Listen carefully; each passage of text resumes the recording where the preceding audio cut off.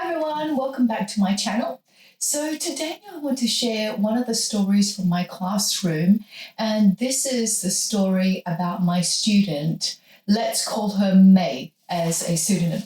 So May came up to me one day after my lesson, and she joined my class probably 2 months prior to that, and she said, "Mrs. Wathel, I don't understand a single thing that you were talking about in lessons. Can you just show me the formula on the board, give me 3 examples, and then I will just work from my textbook, from now on."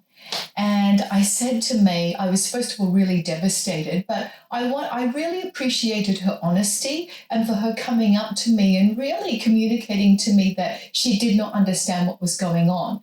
May previously had been a very high performing student. She had experienced probably 5 years of traditional teaching. And so when she joined my class, she was actually in shock and really struggling with the approach that I was taking.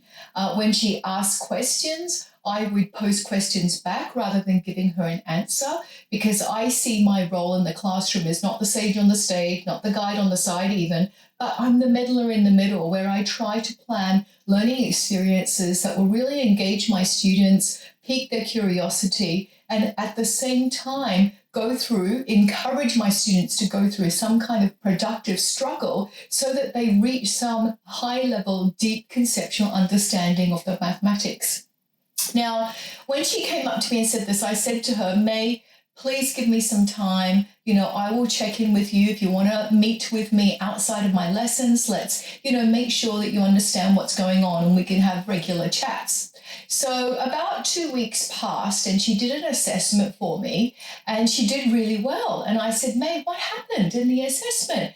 And she said, "Well, I had to study so much and commit so much time because I didn't know what was going on in class. And I can't afford to be doing this all the time for this subject." And so I was devastated at this point. As a person who's dedicated their entire life to student learning and enhancing student understanding in the classroom, I actually lost sleep over this. So I said to May, "Please give me some more time." And so we did an assessment probably another 4 weeks later, and she did well again. And I said, "May, what happened this time?"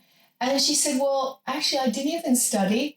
Everything seemed to be there. All the maths topics were interconnected, and I seemed to just be able to apply and transfer what we'd learned in class to different situations and different questions."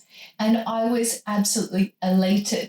So the lesson that I got from May was that students need time to go through any kind of change or transition.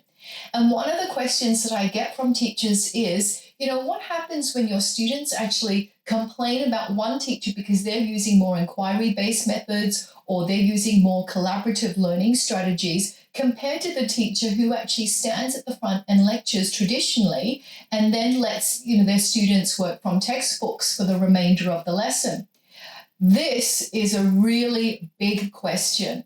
And, it's important that we try to earn trust with our students, that they entrust us to be able to take care of their learning and to guide their learning. So it is natural and normal for students to go through some kind of a dip and a transition when they're learning something new or when they're being exposed to different strategies that they haven't been exposed to before.